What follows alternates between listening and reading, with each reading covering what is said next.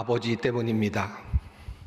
원인을 제공한 분은 아버지입니다. 저에게 뭐라고 말씀하지 마십시오. 모두가 아버지 책임입니다. 그렇습니다. 제가 그랬습니다. 요셉을 미디안 사람 상인들에게 팔아 넘기자고요. 그래요, 제가 맞습니다. 제가 숫염소를 잡아 요셉이 입었던 그 옷에 그 피를 묻히고 아버지께 가지고 와서 옷이 요셉의 옷이 맞는지 살펴보라고 제가 그렇게 말씀드렸습니다. 아버지, 왜 그러셨습니까? 왜 우리로 하여금 형제 요셉을 먼 곳에 팔아 넘길 수밖에 없도록 하셨습니까? 왜 조금이라도 공평하게 자식들에게 사랑을 나누어 주시지 않으셨습니까? 왜 나의 어머니 레아를 그렇게도 사랑하지 못하셨습니까? 남편으로부터 사랑받지 못하는 아내를 생각해 보셨습니까? 오죽하면 어머니가 첫째 아들을 낳고 르우벤이라 불렀겠습니까? 하나님께서 나의 비참한 처지를 돌보셨다라고 어떻게 그렇게 이름을 붙일 수 있었겠습니까? 그렇습니다. 저는 유다입니다. 남편의 사랑을 받지 못한 아내 레아가 낳은 네 번째 아들 유다입니다. 왜 그렇게도 작은 어머니 라헬만을 사랑하셨습니까? 저는 어린 시절을 어머니의 얼굴에 깃든 그 어두움을 보며 자랐습니다. 남편의 사랑을 받지 못하고 언제나 남편주의를 소송거려야 하는 비참한 여인의 모습, 저는 그 어머니의 모습을 보며 자랐습니다. 저는 그가 사랑받지 못한 아내가 낳은 6 아들 중 4번째입니다. 아버지, 그 형제들의 이름이라도 기억하고 계시는지요? 당신의 아들의 이름을 기억하고는 계시는지요? 저는 레아가 당신께 낳아드린 6 아들 르우벤, 시므온, 레위, 유다, 이사갈, 스불론 중에서 4번째 아들 유다입니다. 아버지는 사랑을 받지 못하는 그 아들의 서름을 누구보다도 더 잘 알고 계시지 않습니까? 아버지도 둘째로 태어나셨다면서요. 쌍둥이 형제의 둘째 말입니다. 아버지의 이삭의 사랑을 받지 못하면서 얼마나 아버지는 괴로우셨습니까? 아버지의 축복을 받기 위해서 거짓으로 양가죽을 팔뚝에 메고 형 에서에게 들어갈 그 축복을 모두 받고 나오셨다는 이야기도 저는 들었습니다.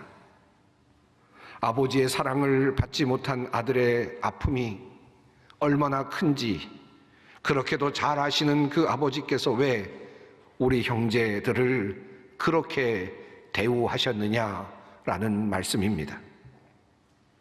아버지는 늘 우리를 아들이라기보다는 마치 일꾼들처럼 종들처럼 그렇게 대우하셨습니다. 물론 이해는 합니다. 요셉과 베냐민은 아버지가 정말 사랑하고 아꼈던 라헬이 낳은 자식들이지요.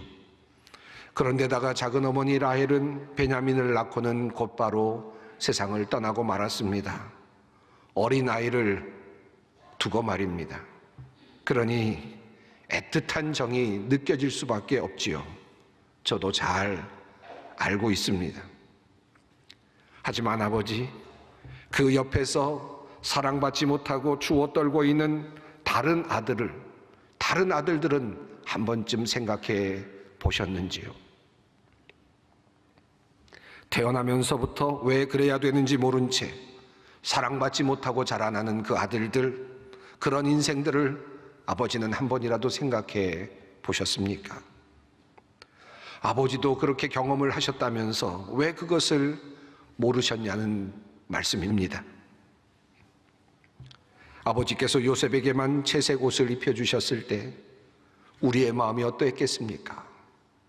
우리 형제들은 들에서 허름한 옷을 입고 양들을 치곤 했는데 그 아이는 채색 옷만 입고 다니는 모습을 보았을 때 우리가 그 아이를 좋아할 수 있었겠습니까? 그리고 아버지도 들으셨지요? 어느 날 그 아이는 꿈을 꾸고는 이렇게 말하지 않았습니까? 우리가 밭에서 곡식단을 묶더니 내 단은 일어서고 당신들의 단은 내 단을 둘러서서 절하더이다. 얼마나 발칙한 말이었습니까? 그때 아버지는 한마디도 꾸중도 하지 않으셨습니다. 그런데도 그 아이는 또다시 어느 날 이렇게 말하지 않던가요? 해와 달과 11별이 내게 절하더이다. 그때도 아버지는 한마디 말씀도 하지 않으셨습니다. 사실 저는 요셉이 그러한 꿈을 꾸었다고 말했을 때 제 마음이 섬뜩했습니다. 이 아이가 아버지의 모든 축복을 다 가지고 가겠구나 라는 두려움이었습니다. 아버지께서 주시는 그 축복이 나에게서 멀어져 간다고 하는 것을 깨닫고 있을 때, 그것이 느껴질 때 그 마음을 누구보다도 아버지는 잘 알고 계시지요. 아버지는 자신에게 축복이 멀어져 가는 것을 알고 나서는 그 축복을 사기 위해서 형 에서에게 팥죽으로 장자권을 사지 않았습니까? 거짓으로 몸단장을 하고 아버지께 들어가서 아버지를 속이면서까지 그 축복을 도둑질해오지 않으셨습니까? 부전자전인가요? 저도 요셉에게로 갈 축복을 도둑질하고 싶었습니다. 그러던 어느 날입니다. 우리가 먼 곳에 나가 있었을 때 요셉이 우리에게로 오더군요. 도단이라고 하는 곳이었습니다. 이심전심이었는지 형제들은 요셉이 오는 것을 보자마자 모두들 하나같이 요셉을 죽이자라고 그렇게 말했습니다. 물론 충동적이고 순간적인 것이었죠. 그만큼 형제들의 증오는 하늘까지 다 있었습니다. 그래도 첫째 형님이라고 르우벤만은 요셉을 감싸더군요.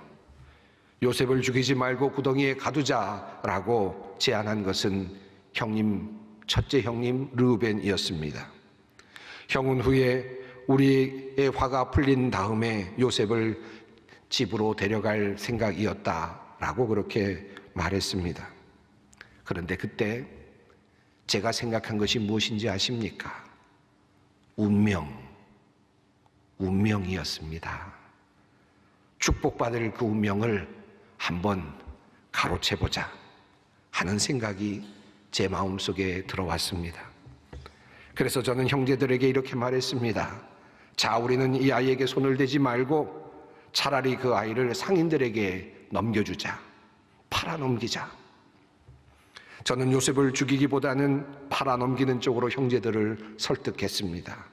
그렇게 함으로 저는 요셉에게 새로운 운명을 한번 던져줘 보고 싶었습니다. 저는 요셉에게 이렇게 말하고 싶었습니다. 이렇게 해도, 우리가 너를 멀리 이렇게 종으로 팔아넘겨도 우리들이 너에게 절을 하게 될까? 할 수 있으면 한번 해봐라. 내가 너를 이렇게 팔아넘기면 과연 내가 아버지로부터 축복을 받을 수 있을까? 한번 내가 해볼 수 있는 만큼 해봐라. 아버지가 큰아버지 에서의 축복을 빼앗고 아버지를 속였다고 하셨습니다. 우리도 역시 요셉에게 돌아갈 축복을 빼앗기 위해 요셉을 팔아넘겼고 그리고 아버지를 속였습니다. 이것은 사실 아버지뿐만 아니라 하나님에 대한 도전이기도 했습니다. 저는 하나님께도 묻고 싶었습니다. 하나님, 이렇게까지 해도 요셉입니까? 이렇게 해도 하나님은 요셉 앞에서 우리로 하여금 절을 하도록 하실 것입니까? 우리로 하여금 요셉을 윗사람으로 섬겨야 한다고 말씀하실 것입니까? 우리는 나는 하나님께 그렇게 묻고 싶었습니다. 그리고 시간이 흘렀습니다. 저는 아버지께서 요셉을 잃으신 후로 막내 베냐민만을 사랑하시는 모습을 다시 보아야 했습니다. 요셉이 없어지면 아버지의 사랑이 나에게 조금이라도 더 내려올지 않을까 생각했었지만 그러나 그 일은 일어나지 않았습니다. 아버지는 더욱더 마음을 닫으셨고 그리고 오직 베냐민만을 사랑하셨습니다. 그리고 긴 시간이 흘렀고 가뭄이 우리를 찾아왔습니다. 먹을 것이 부족하지 않았던 우리 집에도 양식이 떨어지는 상황이 도래했습니다. 아버지는 우리에게 말씀하셨지요. 멀리 애굽에는 훌륭한 재상이 있어서 양식을 비축했다고 하는구나. 그러니 그곳에 가서 먹을 것을 좀 얻어오렴. 물론 그때도 아버지는 베냐민을 내어놓지 않으셨습니다. 베냐민을 보내지 않으셨습니다. 우리들만 다녀오라고 하셨지요. 그래서 우리 형제들은 애굽으로 다녀오게 되었습니다. 아버지, 그때 아버지께서는 저희가 그곳에서 겪었던 모든 일들을 다 알고 계십니다.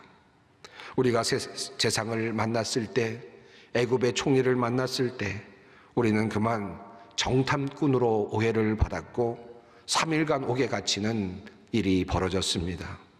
결국은 시므온을 남긴 채로 옥에 남겨둔 채로 아버지께로 돌아올 수밖에 없었습니다. 우리가 정탐꾼이 아니라는 증거로 우리는 막내 아들 베냐민을 애굽 총리에게 데려가야만 했습니다. 그래야만 옥에 갇혀 있는 시므온을 구출할 수 있는 상황이 되었습니다.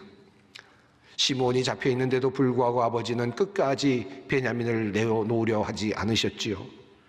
결국 우리는 아버지의 반대에도 불구하고 다시 양식을 얻기 위해서 또 시므온을 구하기 위해서 베냐민을 데리고 애굽으로 갔습니다. 그렇게 해서 모든 오해가 풀리고 양식도 얻고 돌아오게 되었는데 그만 그때 불행한 일이 다시 생겨났습니다. 베냐민이 타고 있던 나귀에 실린 양식 자루에서 애굽 총리의 은잔이 발견된 것입니다. 우리 모두는 소스라치게 놀랐습니다. 우리는 결국 다시 잡혀가게 되었고 결국은 베냐민까지도 그들의 종으로 남겨놓고 돌아올 수밖에 없는 그와 같은 상황이 되고 말았습니다. 아버지, 제가 아버지를 얼마나 사랑하는지 아십니까? 아버지의 사랑을 받지 못한 이 아들 유다는 아버지와 베냐민을 위해서 그 총리이신 그분께 이렇게 탄원의 말을 했습니다. 이제 주의 종으로 그 아이를 대신하여 머물러 있어 내 주의 종이 되게 하시고 그 아이는 그의 형제들과 함께 올려 보내소서. 그 아이가 나와 함께 가지 아니하면 내가 어찌 내 아버지께로 올라갈 수 있으리까? 두렵건대 제가 내 아버지에게 미침을 보리이다. 글쎄요, 제가 왜 그때 그런 말을 했는지 잘 모르겠습니다. 차라리 베냐민도 죽게 내버려 두었다면, 아니 차라리 베냐민도 그곳에 그저 종으로 살게 내버려 두고 왔다면 아버지께서 베냐민에게 축복하실 축복조차도 우리에게 오지 않았을까요? 사실 베냐민을 그대로 두면 모든 아버지의 축복이 베냐민을 향할 것은 확연한 사실이었는데 이참에 베냐민까지도 사라지는 것이 어쩌면 더 우리에게는 좋았을지도 모르겠습니다. 아버지의 사랑을 받지는 못했지만 이 못난 아들 유다는 그럼에도 불구하고 아버지를 사랑했습니다. 그래서 아버지께서 또다시 사랑하는 아들을 잃고 슬퍼하시는 모습을 다시는 보고 싶지 않았습니다. 그래서 저는 애굽 총리에게 내가 대신 당신의 종이 되겠다고 그렇게 이야기를 했습니다.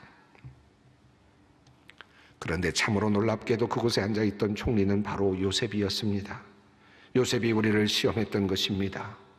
언제 그렇게 높은 자리에까지 올라갔는지, 1인지하 만인지상의 위치에서 큰 제국을 다스리는 자가 되었는지 참으로 놀라웠습니다. 저는 그 모습을 보며 과거에 요셉이 하던 꿈 이야기가 떠올랐습니다. 11개의 별이 자기를 향해 절하더라라는 꿈입니다. 그리고 그것이 현실로 이루어진 것을 보며 저는 전율을 느끼지 않을 수가 없었습니다. 아버지, 그래서 저는 아버지가 섬기는 하나님의 위대하심을 그때 알았습니다. 아버지의 하나님은 결국 의도하신 뜻대로 이루고야 마시는 분이시라는 사실을 알게 되었습니다. 우리가 그렇게 방해를 했는데 요셉이 다시는 일어날 수 없도록 짓밟아버리고 종으로 팔아버렸는데 하나님은 그러한 상황 속에서도 도리어 그 상황을 이용하셔서 하나님의 뜻을 이루어 가셨습니다. 도리어 우리들이 형제 요셉을 팔아버린 그 일이 하나님의 뜻을 이루는 과정이 되었다니, 우리의 잔꾀와 저항과 배신과 속임이 도리어 하나님의 뜻이 이루어지는 그런 도구가 되었다니, 참으로 하나님의 섭리와 능력은 높고도 깊습니다. 아버지의 하나님은 복을 주실 자에게 복을 내려주시고 그가 어디에 있든지 하나님의 뜻을 이루어 가십니다. 그러므로 이제 저는 하나님을 찬양할 수밖에 없습니다. 그래서 저의 이름은 유다입니다. 찬양의 이름을 가진 유다입니다.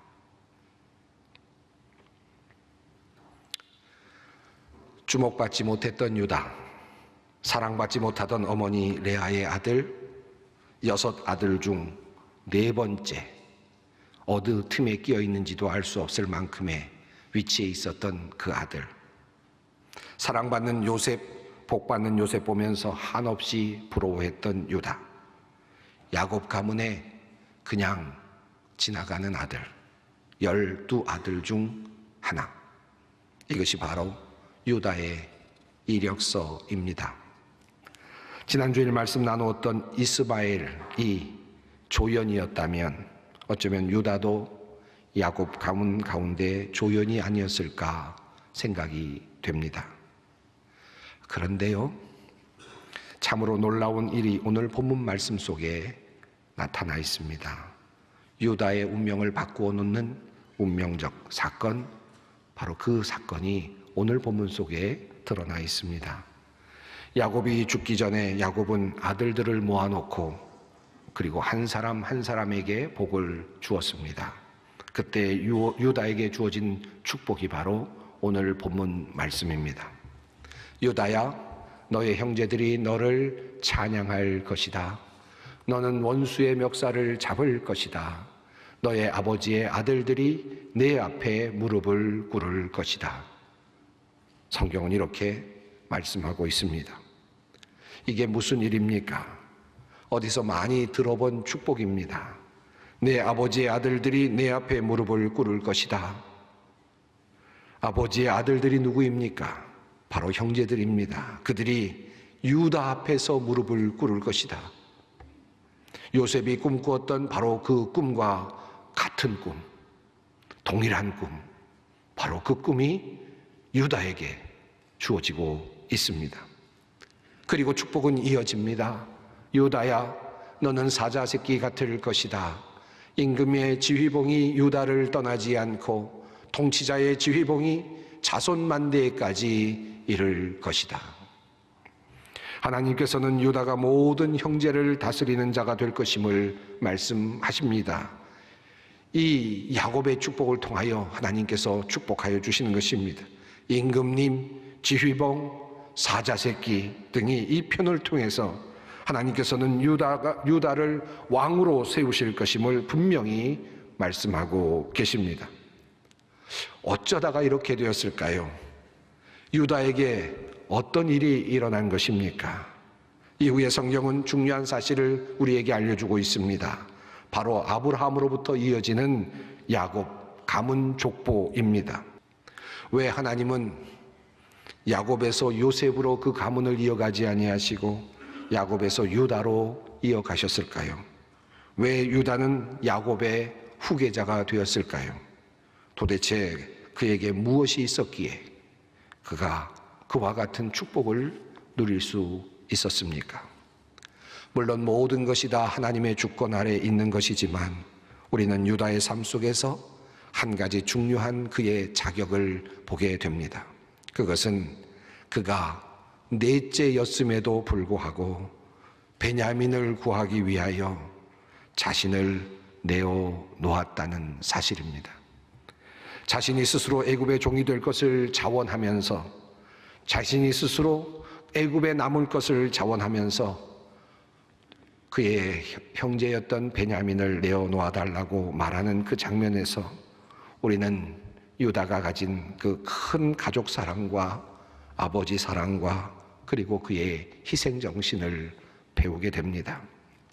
저 아이 대신에 소인을 주인 어른의 종으로 삼아 여기에 머물러 있게 해 주시고 저 아이는 그의 형들과 함께 돌려보내 주시기를 바랍니다.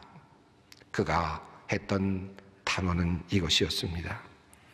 하나님의 축복이 유다에게로 넘어가는 이 장면에서 우리는 이 위대한 섬김과 희생의 리더십을 보게 됩니다.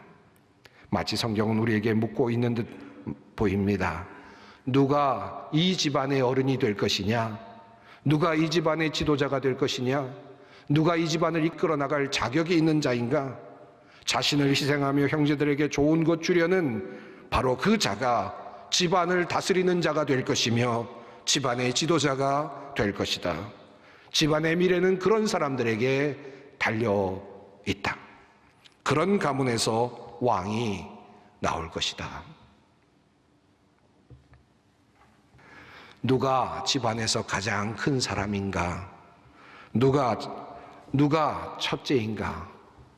자신을 내어놓고 희생하는 사람이 그 집안의 가장 큰 사람이며 그리고 또 집안을 이끌 미래의 주인공이 될 것입니다. 모든 사회, 정치, 문화의 영역도 그러합니다.